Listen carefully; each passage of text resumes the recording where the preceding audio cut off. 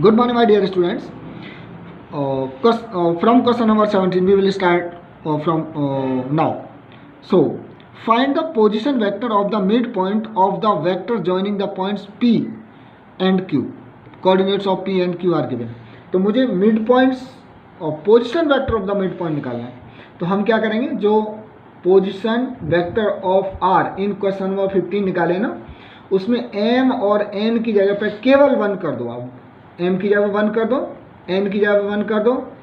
आपका अपने से mid position vector of mid point of point P Q निकल आएगा.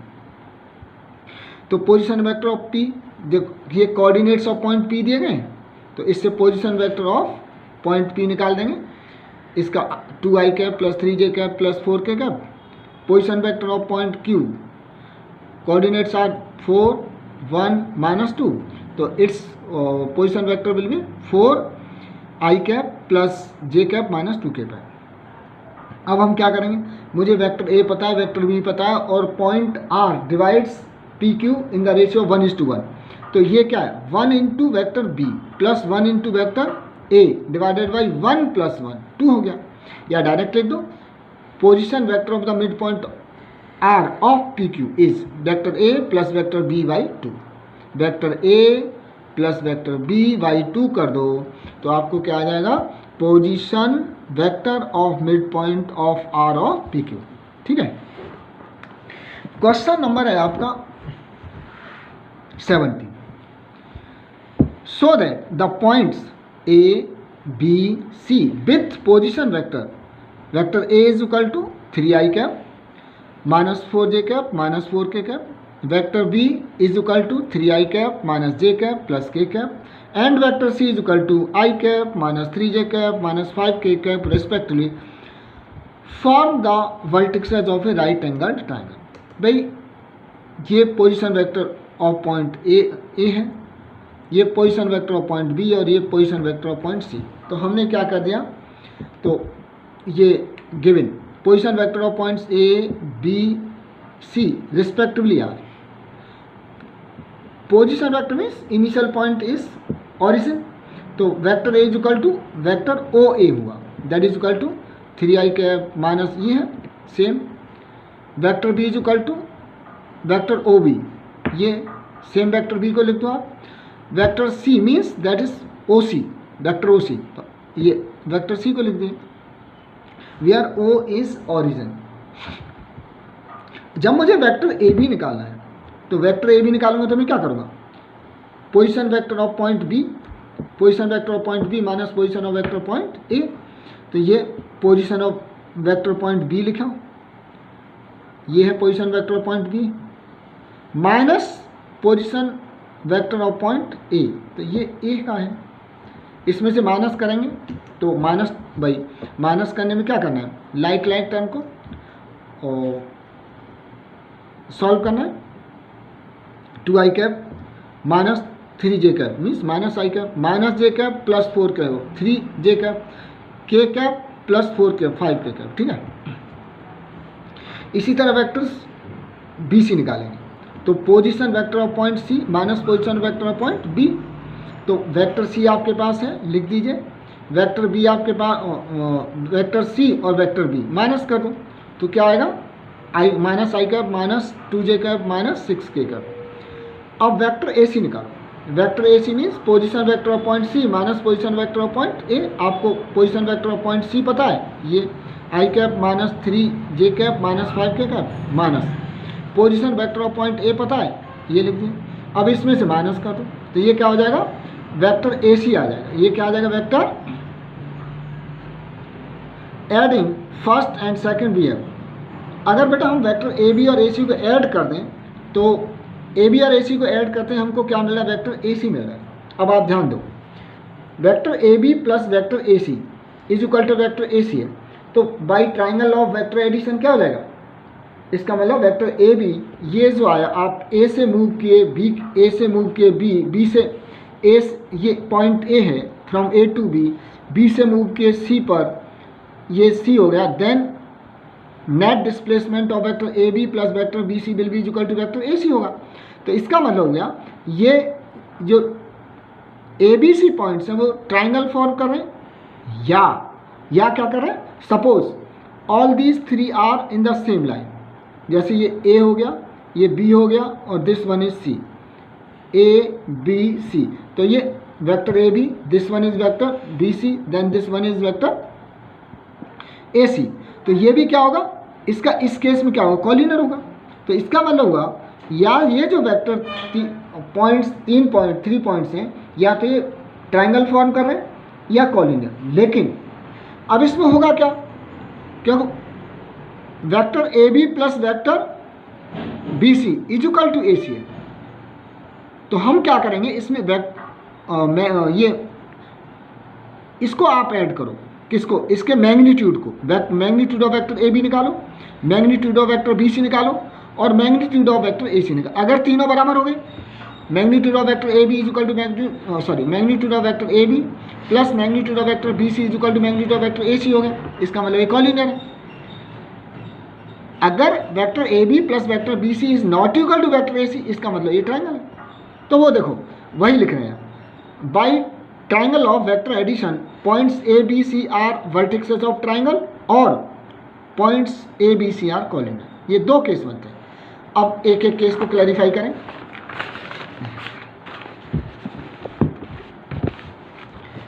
आपने मैग्नीट्यूड ऑफ वेक्टर AB निकाला, आप जानते हो मैग्नीट्यूड ये AB लेंथ हो गई है ना, लेंथ मैग्नीट्यूड का मतलब लेंथ ही निकाल दो AB का, तो ये magnitude of vector AB is equal to क्या, coefficient of I square plus coefficient of J square plus coefficient K square. इसको सॉल्व किए तो क्या है, √35 आया लेंथ ऑफ AB।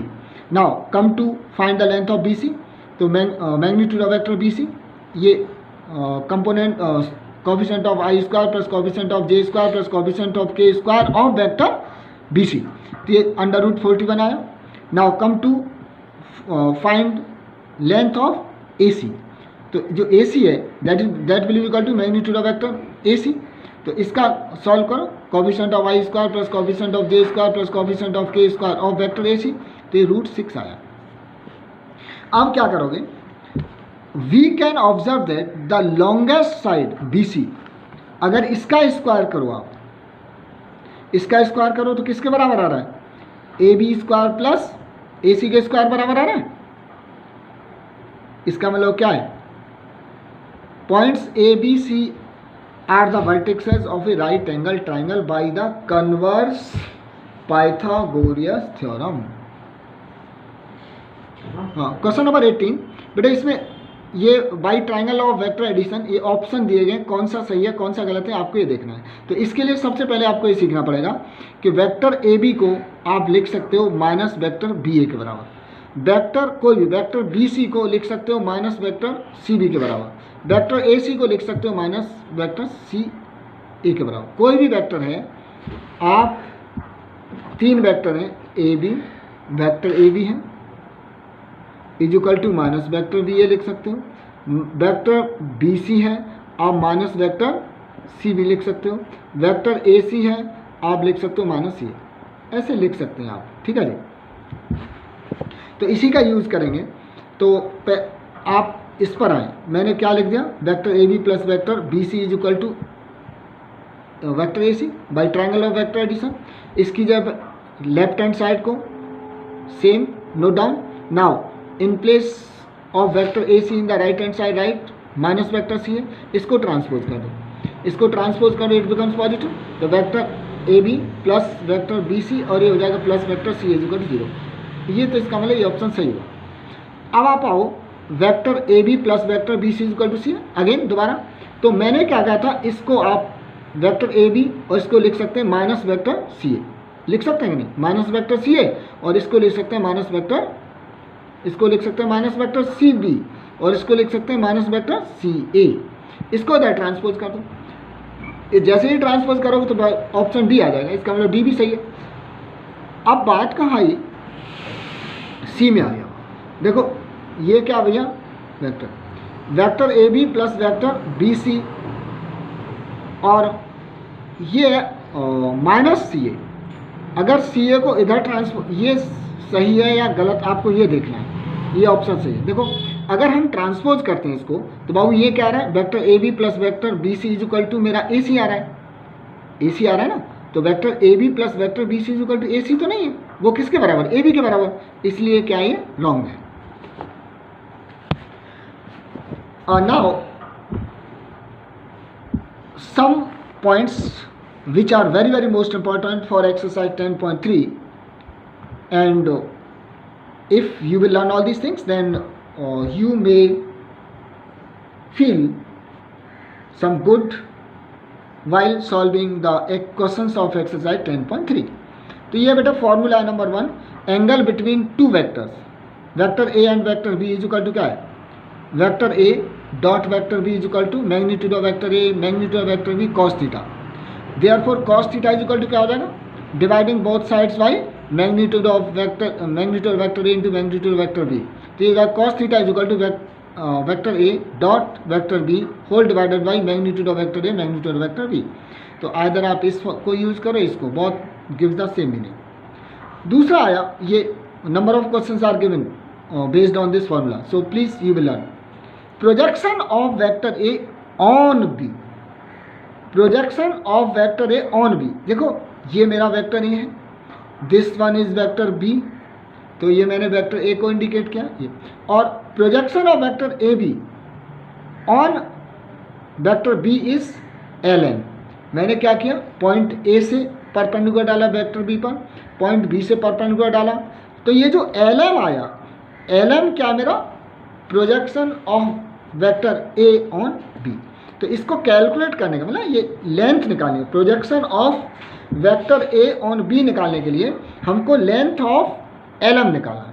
तो लेंथ ऑफ एल एम निकालोगे बेटा तो आप फॉर्मूला यूज करोगे, vector A dot vector B whole divided by magnitude of vector B, ठीक है, ये please you will learn. Note, if the projection of vector A on B is zero, भाई अगर प्रोजेक्शन, ये देखो ये वेक्टर ए है और ये वेक्टर बी है और प्रोजेक्शन जीरो आ रहा है, तो इसका मतलब है, जीरो आने का मतलब है कि vector A and vector B are perpendicular to each other, means theta.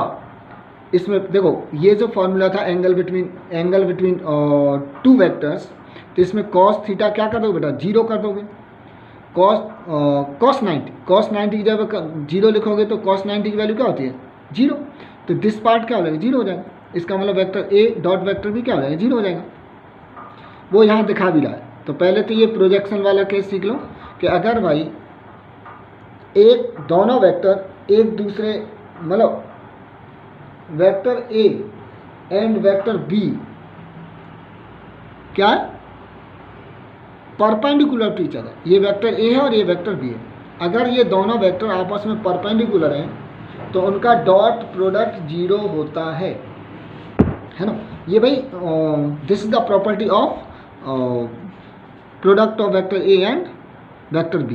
तो ये याद करेंगे कि vector A dot vector B is equal to zero, it means vector A is perpendicular to vector B. चलिए, तो वो यहाँ बता रहा है कि अब मैंने क्या किया, ये वेक्टर ए ये था, अब आप क्या करो, जैसे ये वेक्टर ए है, ये यहाँ से इसका इनिशियल पॉइंट ओ और यहाँ ए, अब आप ये वेक्टर ए से डिनोट कर रहा हूँ, तो vector A dot vector A निकालना चाह रहा हूँ, तो वेक्टर ए डॉट वेक्टर ए के बीच में थीटा क्या हो गया, जीरो हो गया। तो इसी फॉर्मूला में लिखो, ये जो फॉर्मूला है ना, vector A dot vector B is equal to magnitude of vector A magnitude of vector B cos theta, तो यहाँ वेक्टर ए, इसकी जगह vector A is equal to magnitude of vector A magnitude of vector A, यहाँ क्या cos zero हो गया, तो ये 1 हो गया, कॉस जीरो का मतलब क्या हुआ, 1 हुआ, कॉस 0 डिग्री। तो अब ये क्या होगा, वेक्टर ए मीन्स वेक्टर ए इस होल स्क्वायर, और ये magnitude of vector A magnitude of vector A, तो मैं square of magnitude of vector A, तो ये आया देखो वेक्टर ए कहाँ पर है, ये जो vector A dot vector A is equal to क्या हो जाएगा, magnitude of vector A magnitude of vector A, इसी ऊपर वाले फॉर्मूला में लिखा कि वो वेक्टर बी की जगह पे क्या लिख दिया, वेक्टर ए, और इस थीटा की जगह पे लिख दो जीरो। तो ये फॉर्मूला आया vector A dot vector A is equal to square of magnitude of vector A. याद करेंगे भैया, ये this is very very most important है ना, क्या हो गया। इसी तरह अगर आप देखो फिर याद कर लो कि vector v dot vector v equal to क्या होगा, square of magnitude of vector v। Similarly vector c dot vector c क्या होगा, magnitude of square of vector c। ये याद करेंगे आप, ठीक है। अब इसके बाद ये डायरेक्ट आप रिजल्ट लिखेंगे in class 6-7 you have learn. Vector a plus vector b dot vector a minus vector b is equal to क्या है, a plus B into A minus B क्या होता है, A square minus B square. तो vector A square minus vector B square आ जाएगा, vector A minus B square. और इसमें ये ध्यान रखेंगे जब मल्टीप्लाई करोगे अब डायरेक्ट तो ये क्या आएगा, vector A dot vector B आएगा, vector A dot vector B आएगा, और दूसरा आएगा vector B dot vector A. तो vector A dot vector B is equal to होता है vector B dot vector A, है ना। ये दोनों का जैसे आप 2 इंटू 3 करो या 3 इंटू 2 करो, है ना, न्यूमेरिकल वैल्यू सेम आती है ना। तो ठीक इसी तरह vector A dot vector B is equal to vector B dot vector A. तो यहाँ A plus B into A minus B की मदद ले गए आप, तो vector A square minus vector B square आया। और ये जो वेक्टर ए स्क्वायर अभी आप लिखो, vector A square means vector A dot vector A, तो वो किसके बराबर होता है, square of magnitude of vector A. Vector B square मतलब vector B dot vector B, वो किसके बराबर होता है, square of magnitude of vector B के बराबर हो। अभी आप बताएं यहाँ, तो आप इसको vector A plus vector B dot vector A minus vector B को लिख सकते हो, सीधा सीधा लिख सकते हो, magnitude square of magnitude of vector A minus square of magnitude of vector B.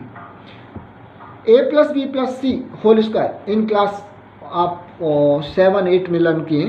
तो A square plus B square plus C square plus 2ab plus 2bc plus 2c, केवल वेक्टर है तो उस पर वेक्टर का साइन दे दो। तो ये किसके बराबर होता है, square vector A square is equal to square of its magnitude, vector B is equal to square of its magnitude, vector C is equal to square of its magnitude, ठीक है। और इसमें से 2 कॉमन ले लो, 2 कॉमन लेने के बाद क्या हो जाए, vector A B plus vector B C plus vector C है। तो ये रिजल्ट यूज होगा। अब आप देखो आई कैप और आई कैप के बीच में एंगल क्या बनेगा, 0।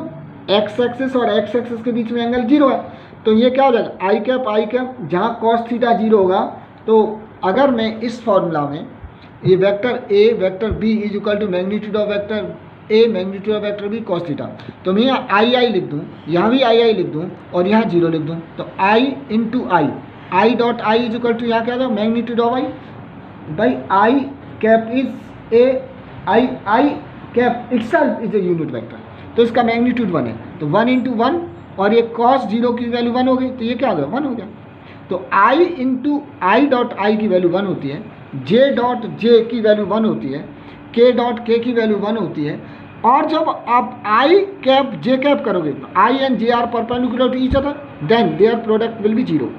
J and K J dot K J and K are perpendicular to each other, therefore their product dot product is 0।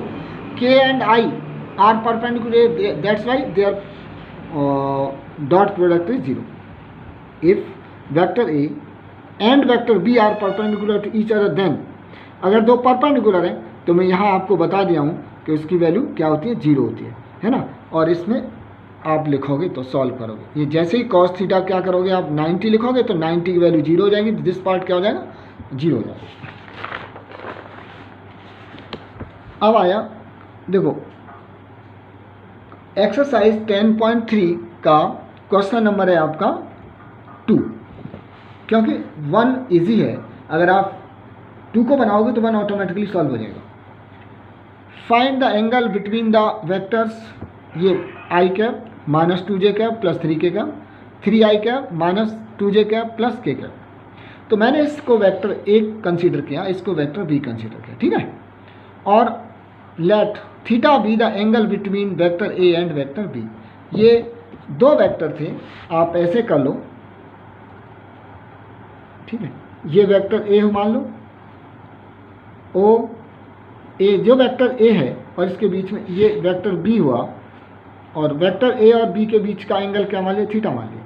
तो this one is vector A and this one is vector B, तो इसके बीच का angle निकालना है आपको। तो क्या करेंगे बाबू, cos theta is equal to, अभी फॉर्मूला बताए थे, cos theta is equal to vector A dot vector B whole divided by magnitude of vector A magnitude of vector B. तो ये फॉर्मूला यूज होगा। अब वेक्टर ए की value put करो, vector A, this one is vector A, this one is vector B. तो अब इसमें मैंने दो स्टेप में तोड़ दिया। जैसे आपको एंगल बिटवीन टू वेक्टर्स निकालना है, तो पहले इसमें दोनों का डॉट प्रोडक्ट निकालूंगा, फिर दोनों का सेपरेट मैग्नीट्यूड निकालूंगा। तो पहले मैं क्या निकालूँ, dot product of vector A and vector B. तो यहाँ वेक्टर ए हो गया, डॉट ये वेक्टर बी हो गया। कभी भी जब दो वेक्टर का डॉट प्रोडक्ट निकालोगे तो बहुत अच्छा तरीका है, product of coefficient of I, केवल आई कोफिशिएंट का मल्टीप्लाई कर दो, plus now product of coefficients of J और जे कोफिशिएंट का मल्टीप्लाई कर दो, प्लस कोफिशिएंट्स ऑफ के का मल्टीप्लाई कर दो। इसे सॉल्व कर दो तो that will be the dot product of vector A and vector B. यहाँ आया। अब मैग्नीट्यूड निकालना आप जानते हो, magnitude of vector A is equal to क्या होता है, ये this one is vector A, ये आप यहाँ लिखा हुआ है ना, ये वेक्टर ए। तो इस वेक्टर ए का मैग्नीट्यूड निकालेंगे क्या, under square root coefficient of Y square plus coefficient of J square plus coefficient of K square. तो सॉल्व करेंगे तो √14 आया। Similarly this one is vector B, तो find its magnitude under square root I coefficient of I square plus coefficient of J square plus coefficient of K square. Solve करो, ये भी root क्या है 14 आया। तो अब आपने vector A dot vector B निकाल लिया, मैग्नीट्यूड ऑफ वेक्टर ए निकाल लिया, मैग्नीट्यूड ऑफ वेक्टर बी निकाल लिया। Now put all these values in the formula. इस फॉर्मूला में पुट कर दो तो vector A dot vector B कितना आया 10, मैग्नीट्यूड ऑफ वेक्टर ए कितना आया √14, मैग्नीट्यूड ऑफ वेक्टर बी कितना आया √14। तो मैंने पुट कर दिया cos theta is equal to क्या है 10 डिवाइडेड बाई √14 टू √14। तो 10 √14 इंटू √14 बिकम्स 14। तो 10/14 means dividing both numerator and denominator by 2, 5/7। तो cos theta is equal to 7, therefore theta is equal to cos inverse 5/7। This is the angle between two vectors A and vector B. Now third,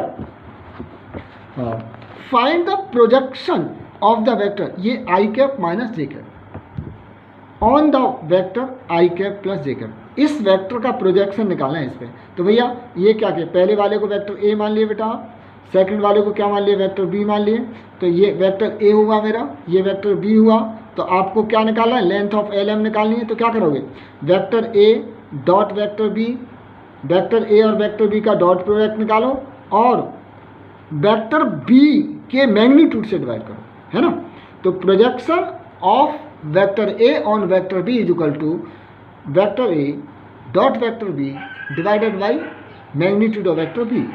तो कर सकते हैं हम आप, देखो तो दोनों का वेक्टर ए और वेक्टर बी का क्या निकाले बाबू, डॉट प्रोडक्ट निकाले। तो ये vector A vector B dot product निकालने क्या करते हैं, product of coefficients of I cap plus product of coefficients of J cap. Solve किए 0 आ गया।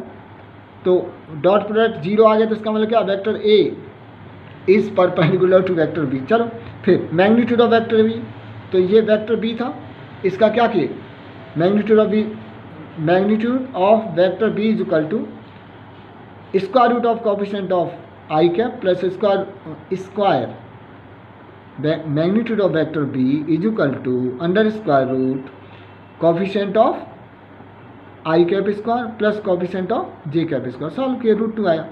तो ये क्या, projection of vector A on B क्या हो जाएगा, projection of vector A on B आएगा, इज क्या हो जाएगा बेटा, dot product of vector A and B 0, magnitude of vector B √2। तो 0 को √2 से डिवाइड करो तो 0 आएगा।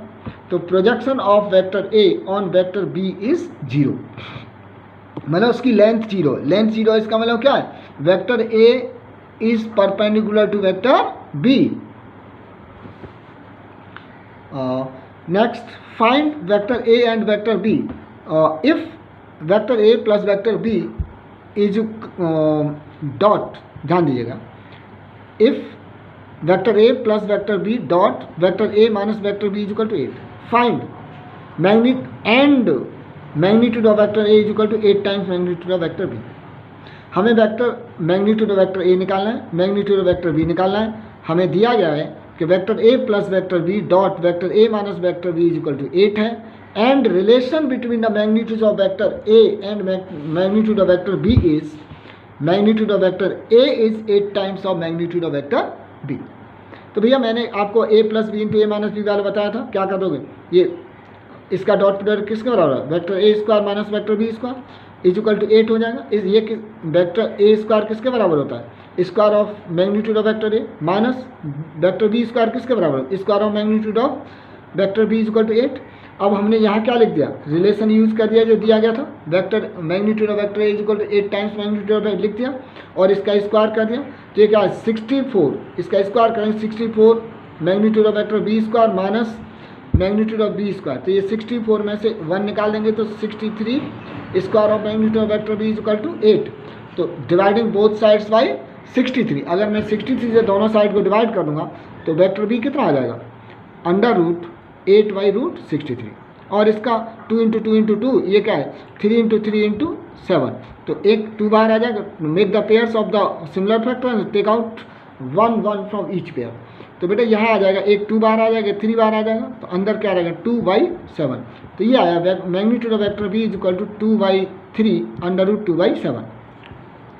पुटिंग द वैल्यूज ऑफ, अब क्या करें, वेक्टर बी का पता है आपको, तो वेक्टर बी की मैं यहाँ लिख दूँ तो वेक्टर ए आ जाएगा, मतलब 8 टाइम्स। इसमें सिंपली किससे मल्टीप्लाई कर देंगे, अगर वेक्टर बी में 8 से मल्टीप्लाई करेंगे then we will get the magnitude of vector A. This is the relation, using this relation then magnitude of vector A will be 16/3 under root 2/7. Now we will solve the remaining questions next day. So you all are requested to learn the formulas and properties, है ना, so that you may feel good. Okay, thank you.